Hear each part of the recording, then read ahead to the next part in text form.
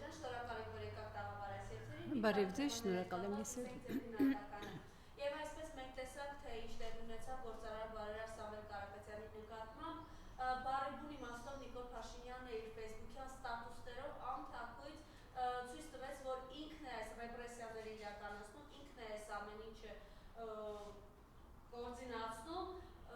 արա դե միջամտի, արա չուրանում պաղկվել ես, արա ես իմ ձևով քո ձեր, ես ներողություն եմ խնդրում, ուղղակի սա իր գրառումներն են, երբ անցում կալանավորեցին գործարարին, խնդրեմ ես ինչի դրսևորում է, ինչպես կբնորոշեք սա։ Ուրեմն այդ բառապաշարը դա մեր բոլորի ամոթն է, մեր բոլորի խայտառակությունն է, դա այն հոգեբանական, բարոյական անտունտն է, որի մեջ իրենք այնտեղ են և փորձում են ամեն ինչը անել, որպեսզի գլորեն նաև մյուսներին։ Սա է, սրա մասին չեմ էլ ուզում խոսել, որովհետև սա այնքան ակնառու փաստ է։ Իսկ ինչ վերաբերում է Սամվել Կարապետյանին, գիտեք ինչ, միշտ ասել եմ, արդեն 18 թվից ասել եմ, շարունակում եմ ասել, սա շատ լավ, ուրեմն ծրագրավորված, ամեն մի քայլը կանխապես, ուրեմն մտածված, հեռահար, ուրեմն գործողություններ են, որի կատարողներն են ահա այս բարոյազուրկ մարդիկ։ Հիմա Սամվել Կարապետյանը, գիտեք, այն մարդն է, ով իսկապես լուռ ու մունջ առանց ցուցադրականության հայրենանվեր գործունեության պես զբաղված տարիներ շարունակ։ Հիմա այս վարչակարգին, այս ուրեմն իշխանությանը դավաճանական, արդյոք այդպիսի մարդկանց գոյությունը, Հայաստանի հետ առնչությունները իրենց ձեռք են տալիս։ Իհարկե ոչ, և իրենք եթե նույնիսկ Սամվել Կարապետյանը այդ փոքրիկ ուրեմն իր այդ դիպուկ ելույթը չունենար, միևնույն է սրանք ինչ-որ բաներ գտնելու էին և նրան փորձելու էին այսպես ասած վնասազերծել, որովհետև իրենց համար այսօր վնասակար են և ուրեմն սպառնալիք են ներկայացնում բոլոր այն մարդիկ, ովքեր իրենց մեջ կրում են հայկականություն և ովքեր կարող են ինչ-որ բան անել, իսկ որ Սամվել Կարապետյանի հնարավորությունները, կարողությունները բոլոր ասպարեզներում ակնհայտորեն շատ ավելին են, քան ասենք մենք, այսպես աշխարհային քաղաքացիներինս, դա ուրեմն ակնհայտ է։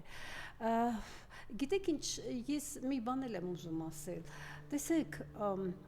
ես նույնիսկ իմ ֆեյսբուքյան էջում այդ փոքրիկ գրառումը կատարեցի, եթե մենք ուզում ենք հասկանալ տվյալ ազգը,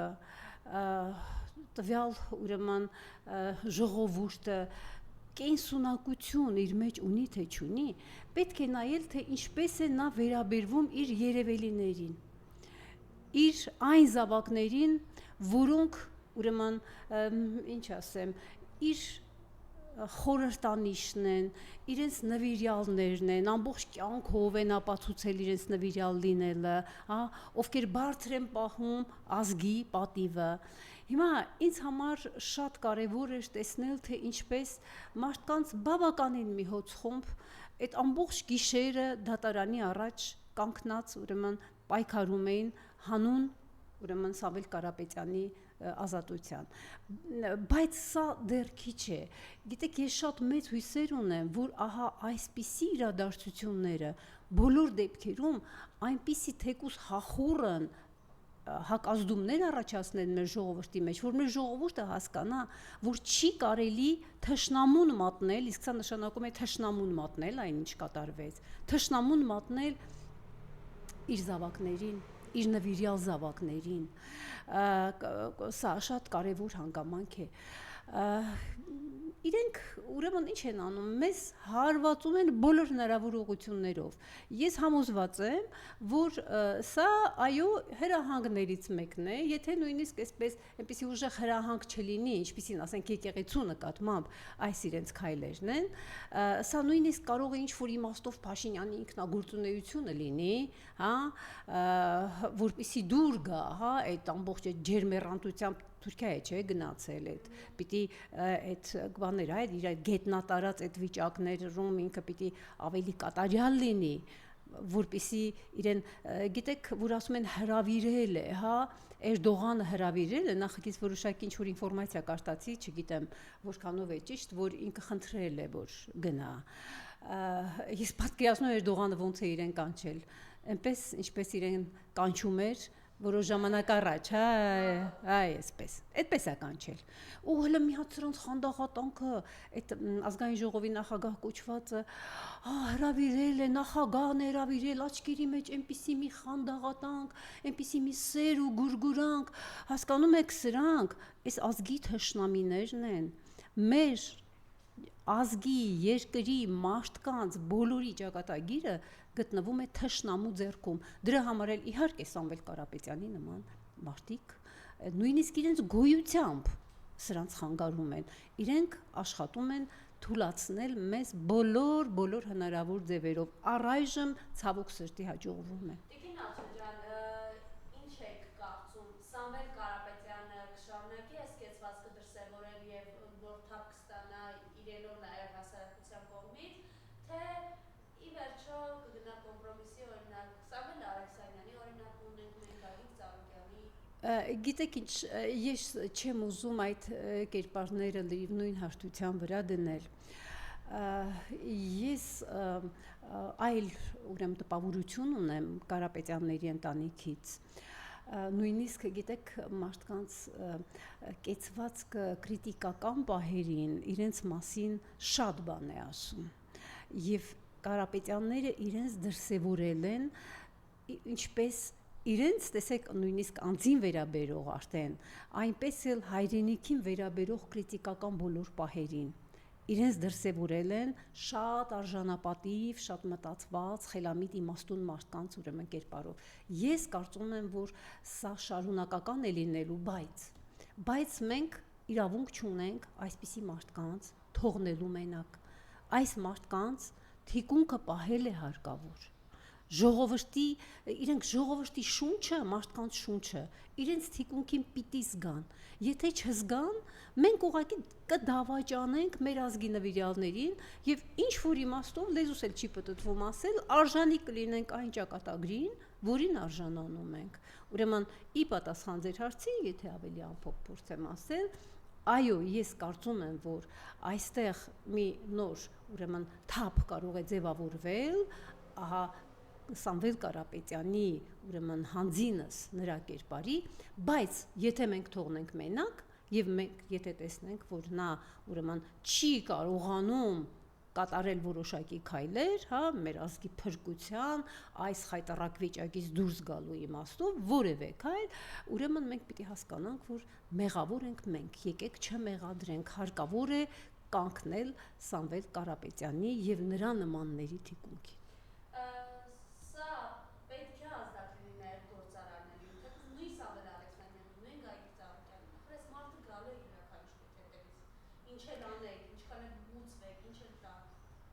Գիտեք ինչ, սա ոչ միայն սա է ազդակ։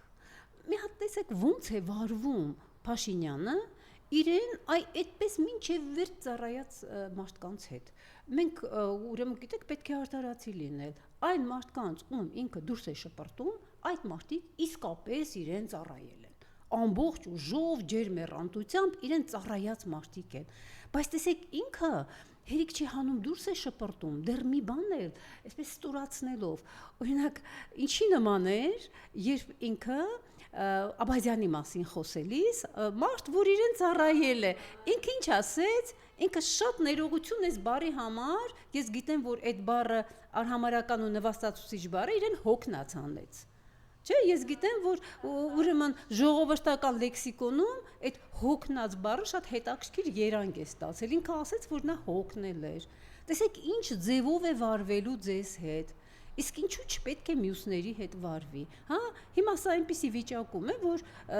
կներեք, ոնց որ թրի առաջնակտրում համ ետևն է կտրում։ Ոչ մեկը ինքը դրանից հաճույք է ստանում, պետք է տեսնել ինչ հաճույքով, պետք է տեսնել ինչ այսպես լայն ժպիտով էր, հա, ինքը երեք նստած ազգային ժողովում, այնտեղ ինչ ասես տեղում էր իր գլխին, բայց ինքը ժպտում էր, որովհետև ինքը ես կարծում եմ, որ դրա հիմքեր ունի, հա, այսպես ասենք, ինքը առայժմ կարողանում է եւ բոլորի ով իրեն նույն քպեականները, նույն այդ իր թիկունքին կանգնած այդ քծնողները, գիտեք, ես նայում էի երեք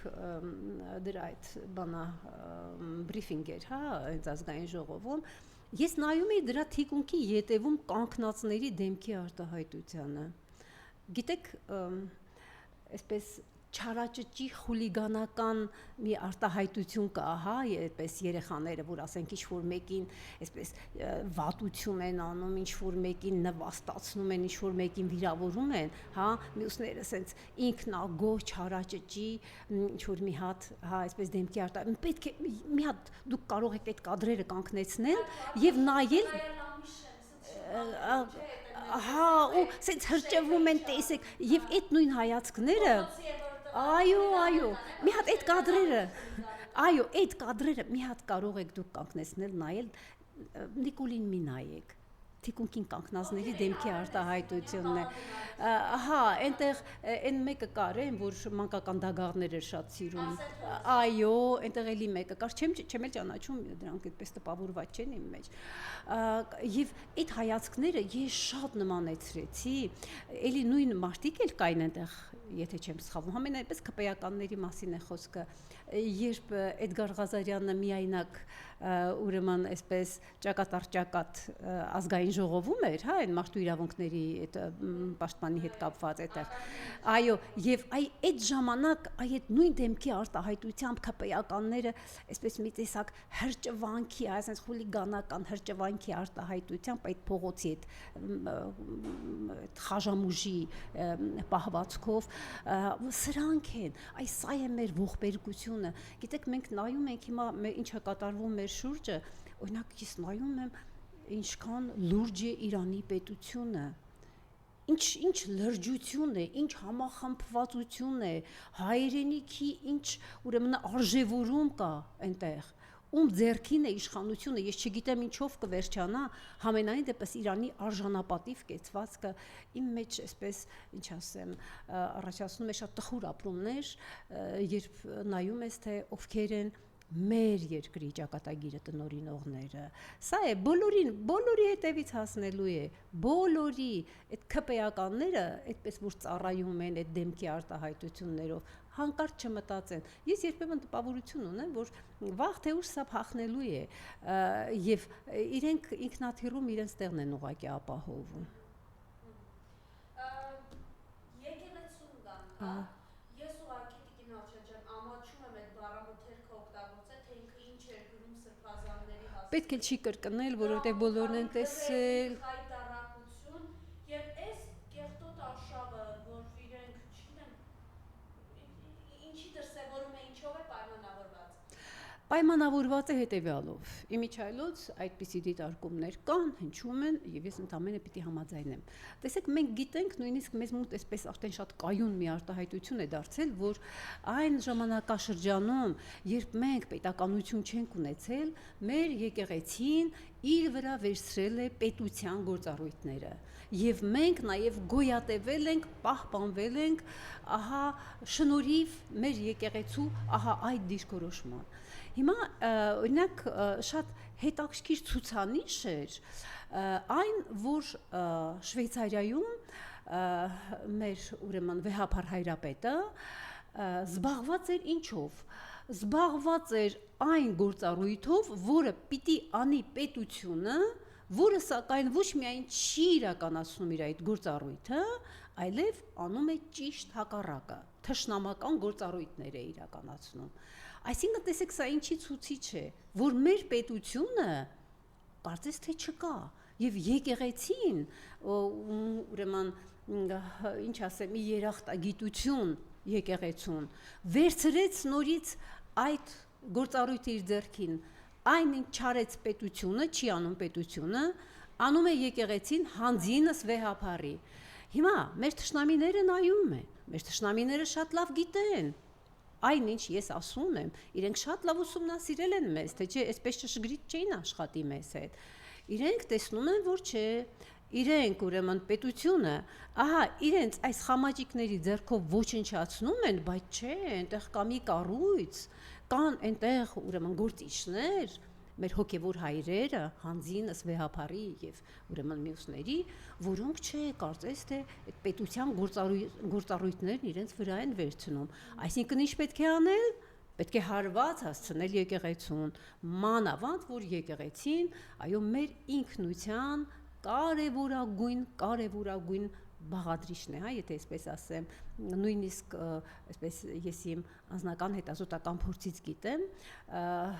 մարդիկ հակված են, երբ հարցնում ես, ասենք, ինչ ազգի ես պատկանում, ով ես դու հարցին, ինքը ասում է ես շատերը ասում են ուղղակի ես հայ եմ, հա, եթե այդ ուրեմն ինքնանույնացման մասին է խոսքը, շատերը ասում են ես հայ քրիստոնյա եմ, այսինքն մեր ինքնության անկախտելի բաղադրիչն է մեր ուրեմն պատկանելությունը, կրոնական պատկանելությունը, իսկ հայոց եկեղեցին ես նորից կրկնում, նույնիսկ ավելին է, քան զուտ կրոնական ուրեմն այսպես ինստիտուցիան, հա, հաստատությունը եւ բնականաբար հարվածել հայոց եկեղեցուն դա նշանակում է այսպես ամենավերջին թերևս հարվածը հասցնել հայ ինքնությանը։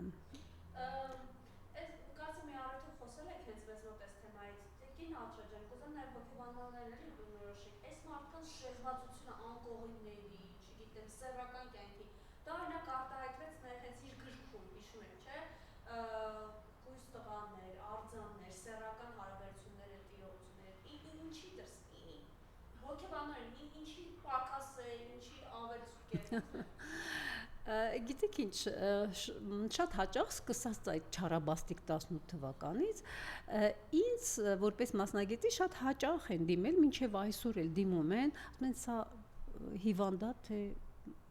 առողջ, հա։ Եվ ես նկատում եմ մանավանդ այդ սկզբնական տարիներին մարդկանց աչքերում ցանկություն, որ ես ասեմ հիվանդ է, հա։ Ես ասում եմ հիվանդ չէ։ Մինչև այսօր էլ ես ասում եմ,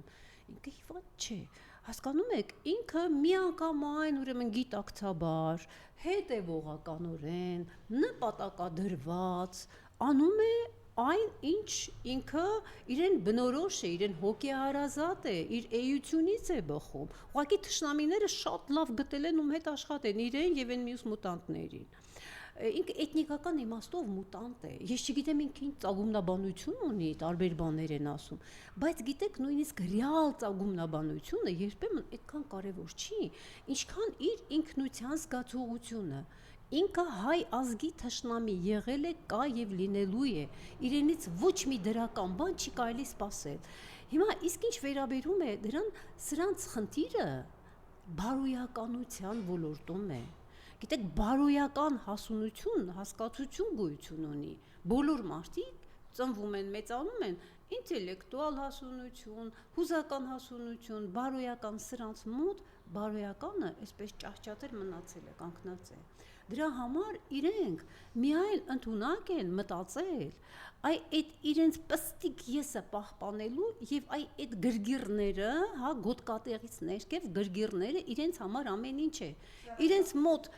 ես նույնիսկ այսպես ասեմ, հա, գոտկատեղից ներքև ուղեղներ եւ մեկ էլ գրպանների հետ կապված, ուրեմն իրենք շատ լավ կարողանում են, հա, այսպես հաշվել, տեսնել եւ անհագ այդ ցանկություն ունենալ անընդհատ, չգիտեմ, իրենց բառերով ասած, գրփելու, լափելու եւ այլն եւ այլն։ Իրենց կերպարն է այդպիսին։ Հիմա բայց տեսեք, եկեղեցու հետ կապված շատ հաճախ է հնչում ուրեմն այն կանխատեսումը, որի հետ ես համաձայն եմ, որ այս արարածը իր այդ մուտանտների խմբով հասարակությունը ուզում է տանել նոր բախումների,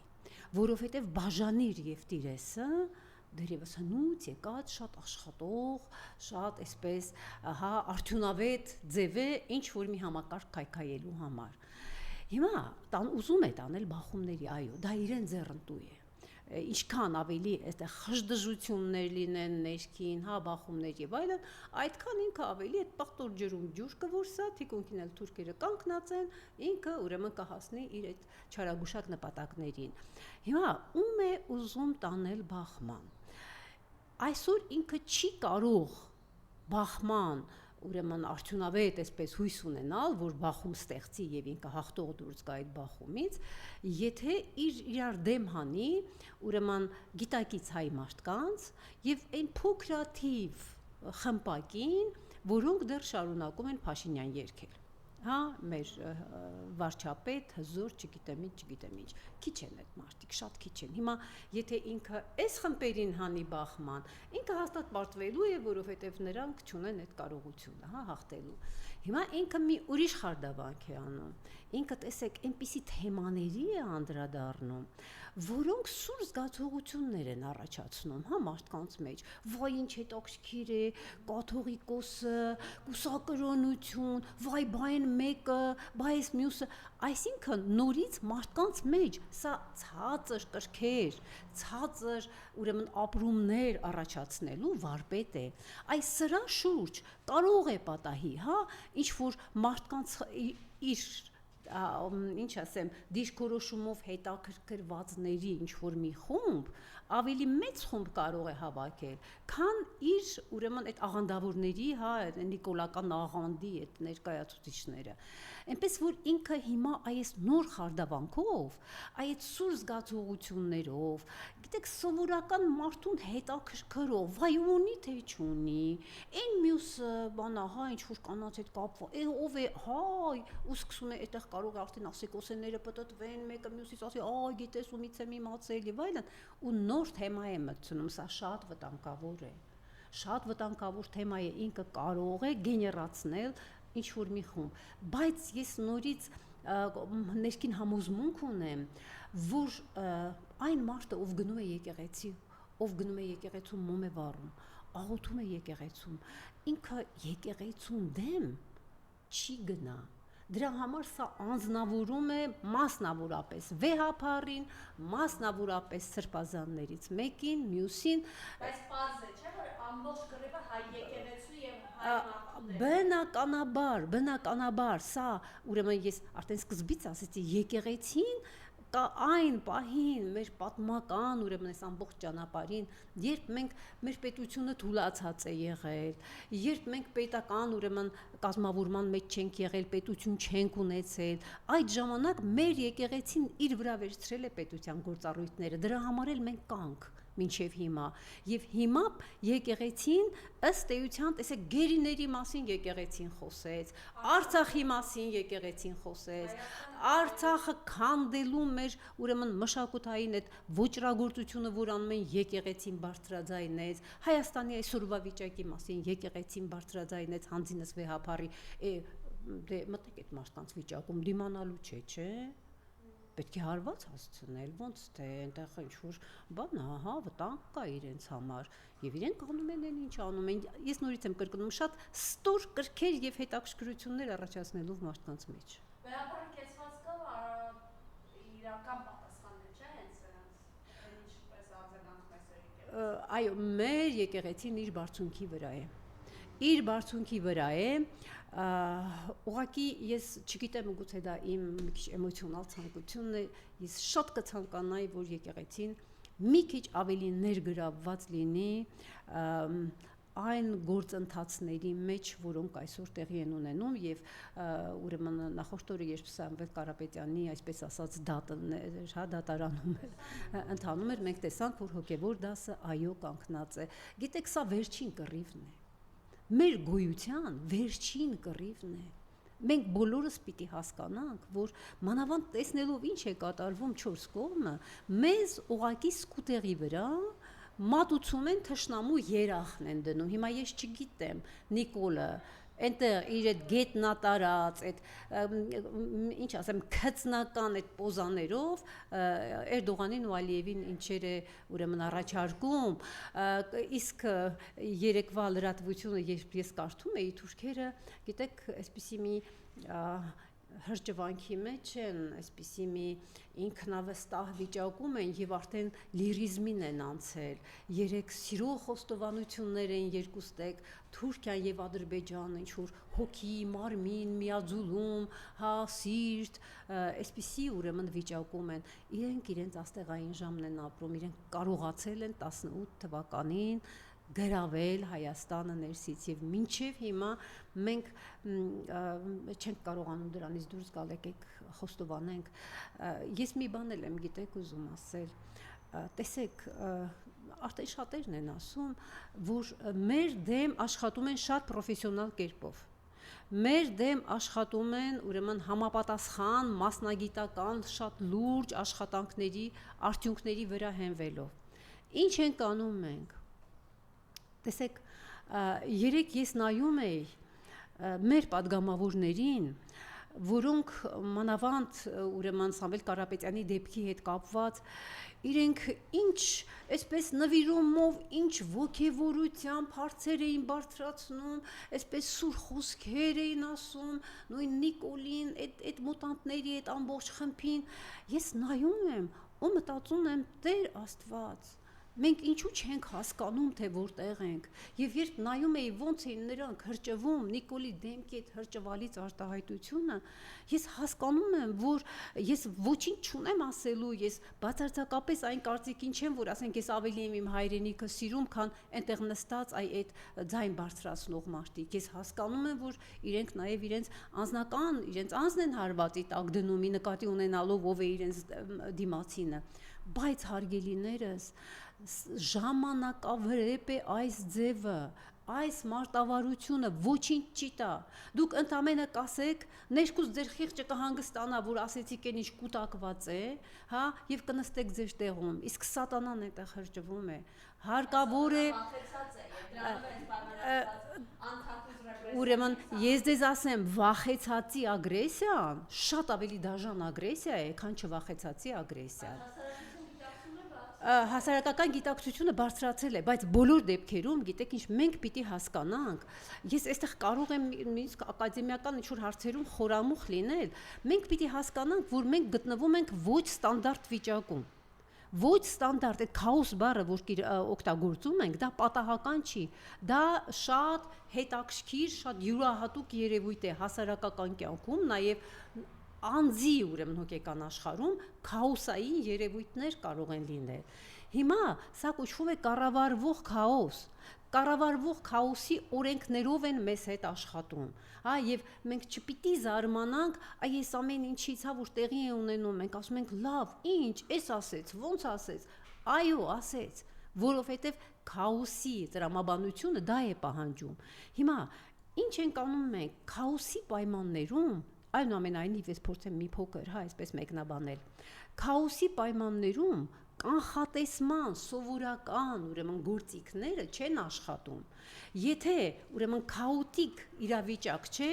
այո, դու կարող ես էքստրապոլյացիա անելով հասկանալ, թե ինչ կարող է տեղի ունենալ վաղը, ինչ գործողություններ, ինչ քայլեր կձեռնարկեն, ասենք, ինչ-որ կողմեր, հա, թեկուզ կոնֆլիկտի մեջ մտած կողմեր։ Սա ուրեմն գիտականորեն ապացուցված է, որ քաոսի պայմաններում սովորական էքստրապոլյացիաները չեն աշխատում։ Մեր ընդդիմադիր ուժերը աշխատում են հիմա նվիրումով, բան չունեմ ասելու, ինքնանվիրումով, բայց աշխատում են սովորական էքստրապոլյացիայի տրամաբանության մեջ։ Դրա համար իրենք վրիպում են, այդ կրակոցները տեղ չեն հասնում, չեն հասնելու տեղ, ոչ մի արդյունք չեն թողնելու։ Ընդամենը այո, հասարակությունը կարող է տեսնել, բայց ինչ արդյունքը, շոշափելի արդյունքը, մեր գլխին էլի սրանք են նստած իշխում։ Հարկավոր է հասկանալ, թե ինչ է նշանակում ոչ գծային զարգացումներ։ Տեսեք, ես ստիպված եմ տերմիններով խոսել, որովհետև մեր թշնամին այս բոլոր տերմինները, հասկացությունները օգտագործելով է ուրեմն մեզ այդ բան աշխատել եւ աշխատում։ Ես մի հարցի էլ ձեր թույլտվությամբ ուզում եմ անդրադառնալ, դա այսպես կոչված այդ կրթությունը նորաձև է, այդ կոչեցյալ այդ դա։ Ինչի համար է դա, հա, մտածում ես։ Ինչի համար են կամ պետական բյուջեից փող էր ծախսում, բոլոր դեպքերում էներգիա դնում դրա մեջ։ Գիտեք ինչ կա, էլի մտածված է։ Էլի ունի իր հիմքը եւ միտված է դեպի այո գալիք ընտրությունները, որովհետեւ իրենք ուղղակի երազում են այդ ընտրությունները։ Ընտրությունների մասին խոսելիս սրանց աչքերը փայլում են, որովհետեւ իրենք գիտեն ինչ անել ընտրությունների ժամանակ։ Հիմա տեսեք, հոգեբանության մեջ կա մի երևույթ, որը կոչվում է ներքաշման ողբերգություն։ Ինչ է սա նշանակում։ Սա կոգնիտիվ դիսոնանսի, այդ իմացական ներդաշնակության տեսության կարևոր ուրեմն երևույթներից մեկն է։ Եթե դու անկախ քեզնից ներքաշվում ես, ինչ որ մի գործի մեջ, գործունեության մեջ վարքի մի ձև ես դրսևորում, հետո դու հակված ես վարքի այդ ձևը պաշտպանելու եւ արտարացնելու, եթե նույնիսկ ներքուստ գիտես, որ քո արածը մի բան չէր։ Հիմա տեսեք, այս օրինաչափությունը առհասարակ քաղաքականության մեջ շատ է կիրառվում։ Ես մի օրինակ բերեմ, ասենք ընտրություններ են ցանկացած երկրում։ Մեկ էլ ուրեմն դուրը ծեծում են եւ ինչ որ մի հատ կուսակցության ներկայացուցիչ խնդրում է, ասում է, գիտեք, ձեր պատշգամբը այնքան հարմար է, կարելի է մեր կուսակցության այս ուրեմն այդ ինֆորմացիոն ինչ որ մի հատ պատկեր, ինչ որ մի բան կարող ենք այս բանը ձեր պատշգամբից կախել։ Դու նայում ես այդ որ կուսակցություն եմ, ասում ես, չէ, գիտեք, ձեր կուսակցության համակիրը ես չեմ ուզում, իմ պատշգամբից ուրեմն կախված լինի ձեր գովազդը։ Ինքը ասում է, չէ, հո ես չեմ ասում գնացեք մեր կուսակցությանը ընտրեք։ Ես ուղղակի ասում եմ, որ ձեր պատշգամբը ինչ կլինի, ուղղակի ես քարոզ չեմ անում, ձեզ գնացեք ում ուզում եք նրան ընտրեք։ Մարդն ասում է, դե լավ, մարդը էլի խնդրում է, թողնեմ ուրեմն այդ ուրեմն պատկեր այդտեղից թող կախի, կախում է։ Մեկ էլ գալիս է հարևանը, ասում է, «Իս դու ես կուսակցությանը դեմ ես, այս քո պատշգամբից ինչի է այս նկարը կախված»։ Եվ մարդն ասում է, դե ինչ է, արդեն, տեսեք, ինքը ներքաշվել է արդեն։ Անկախ իրենից քայլ է կատարել եւ ինքը ինչ է ասում, սկսում է անկախ իրենից արտարացնել, կարող է մյուս կուսակցությունները սրանից լավն են, ինչ վատն է որ, եւ մեկ էլ ինքը տեսնում է, որ ինքը այնտեղ է։ Հիմա ես այս օրինակը ուզում եմ բերել եւ համադրել այդ իրենց այսպես կոչված նորաձև կրթության, այսպես ասած, այդ ուրեմն միջոցառումներին։ Տեսեք, իրենք մարդկանց մենք շատ լավ գիտենք, որ ուղղակի հավաքում են մարդկանց, բերման են ենթարկվում։ Այնտեղ շատ կան մարդիկ, ովքեր զզվում են, տանել չեն կարողանում, վտանգներն էլ պատկերացնում են։ Բայց տեսեք, ինքը այնտեղ նստած է։ Ասենք կա նկար, որ ինքը այնտեղ նստած է։ Հիմա եթե իրեն հարցնես, բայց դու ինչու ես այնտեղ։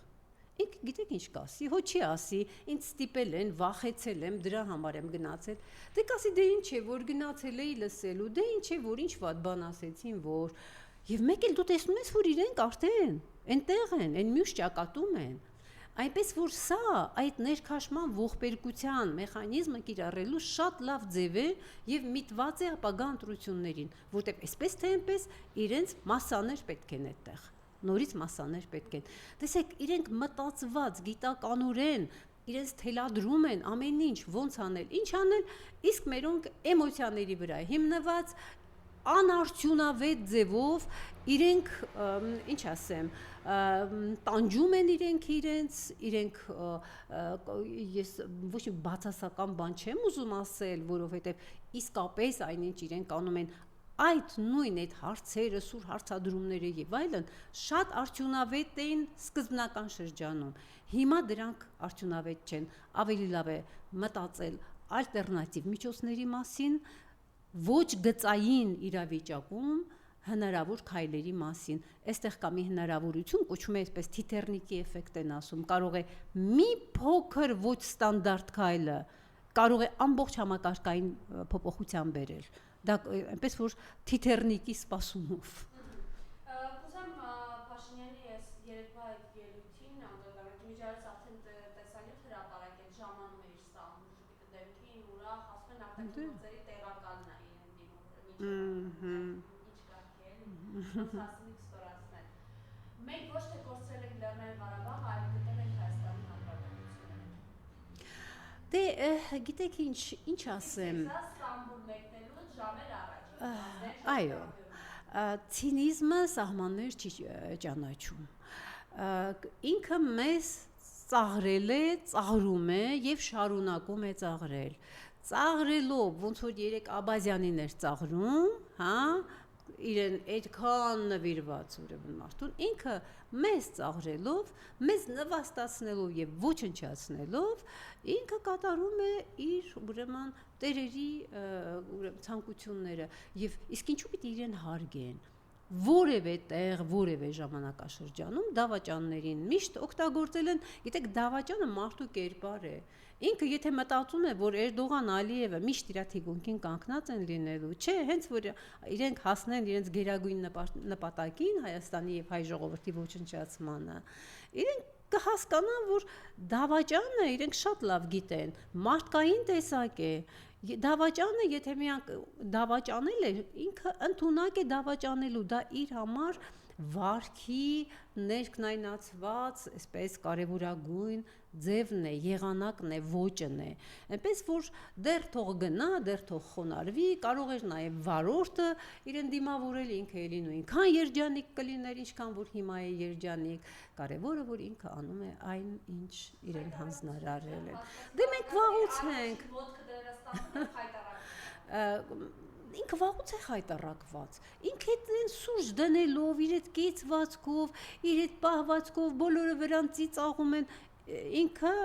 մեզ էլ է խայտառակում, իրեն էլ է խայտառակում, այնպես որ մենք պիտի կարողանանք գնահատել մեր ժողովրդի նվիրյալ զավակներին, գնանք նրանց հետևից, սատար կանգնենք, թիկունքին կանգնենք, որպիսի կենսունակություն ունենանք, որպիսի կարողանանք ապրել, հենց որ տեսեք ինչ փոփոխություններ են, մենք չգիտենք տարածաշրջանում վաղը ինչ դասավորություններ կլինեն, ինչ կլինեն, մենք պիտի ունենանք նորմալ իշխանություն, նորմալ մարդիկ, հա, տղամարդու կերպարին վայել կերպար ունեցող, հայ մարդու կերպարին, հա, վայել կերպար ունեցող մարդիկ, եւ մենք կարող ենք նույնիսկ շահող դուրս գանք այս ամբողջ այս թողու բոհի միջից,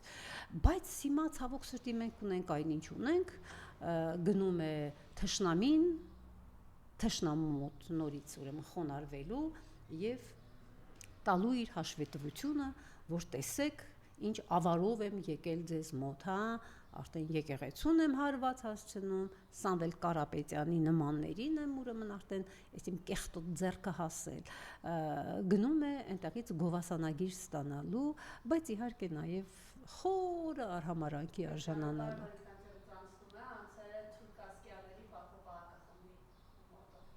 Իր միջավայրն է, իր հոգեհարազատ միջավայրը դա է, ես համոզված եմ, որ այդ պահին ինքը իրեն լավ ազգացել։ Եվ Տիկին Ալչաջյան, ձեր խոսքում ասացիք, որ ինչքան էլ այդ հետերին ֆոնում այս փողոցային գյադաների մակարդակով տղերքը շրջվեն ինչ է ասում Նիկոլ Փաշինյանը, մեկը ինքնաթիռում տեղ չեն ունենալու։ Իհարկե չեն ունենալու։ Հիմա 2 տարով Արմեն Հակոբյանը պատրաստվում է մեկնել Չինաստան մագիստրոսական կրթության նպատակով։ Սա շատերը իրեններ փախուստի ձև են որակում նաև։ Խնդրեմ ես մասով ձեր տեսակետը արտահայտեք։ Անկեղծ ասած, ես էլ եմ այդպես մտածում, ուղղակի սա մի հարվածով երկու նապաստակ է ուզում խփել, նախ այդ կրթության դրոշակակիր է դարձել, չէ, ինքը իրեն դարձրել է կրթության դրոշակակիր, հիմա էլ տեսեք գնում է, որ ավելի շատ կրթվի, այդ քողի տակ, այո, իրենք նախապատրաստում են, որովհետև իրենք էլ չգիտեն, թե ինչ կլինի հետո, հա, իրենք էլ ուղղակի անհագ է սրանց ախորժակը, հագուրդ չկա եւ գիտեք նույն Սամվել Կարապետյանին ունե զրկելու այս ցանկությամբ եւ ես շատ լուրջ եմ համարում, որ էլեկտրական ցանցերը թուրքերին հանձնելու ինֆորմացիան ես լուրջ ինֆորմացիա եմ համարում։ Դուք պատկերացնում եք հայ ժողովուրդ էլեկտրական ցանցերը թուրքի ձեռքին։ Այն որ խաղ ու պար, ուզի կանջատի, ուզի կմիացնի, ձեզ ինչ օրն ուզի կգցի, որովհետև էլեկտրական ցանցերը դա այսպես բան չի, հա, հասարակ բան չի, ռազմավարական շատ լուրջ օբյեկտի մասին է խոսքը։ Այնպես որ իրենք դեռ շարունակում են իրենց գործը անելը, կրթության անվան տակ գնացել են, նայած ոնց կլինի, հա, այնտեղ։ Եթե փախուստ պետք լինի, իր փախուստի համար ուրեմն ստարտային լավ վիճակ է։ Եթե փախուստ պետք չլինի, մեկ էլ մի հատ դիպլոմ ճոճելով կգա, կրթվածի մի հատ նոր կերպարի մեջ կմտնի ու կշարունակեն ուրեմն կտանքների ենթարկել եւ արժեզրկել, նվաստացնել, ոչնչացնել այն ամենը, ինչ հայկականն է։ Եվ վերջին տեղեկությունը հունիսի 29 ժամ, սա պատասխան Փաշինյանի Ստամբուլ գնալու։ Հունիսի 29 ժամը 8-ից 9 ընկած ժամանակահատվածում Ադրբեջանի զինված ուժերի ստորաբաժանումները կրակ են բացել Սյունիքի մարզի ներքին հատվածավայրի ուղղությամբ, ինչ հետևանքով վնասվել է բնակելի տուն։ Խնդրեմ։ Նորմալ է։ Աննորմալ պայմաններում շատ նորմալ է։ Սպասենք ավելիին, եթե հանդուրժելու ենք Փաշինյան Նիկոլին եւ իր մուտանտների խմբին։ Շնորհակալություն։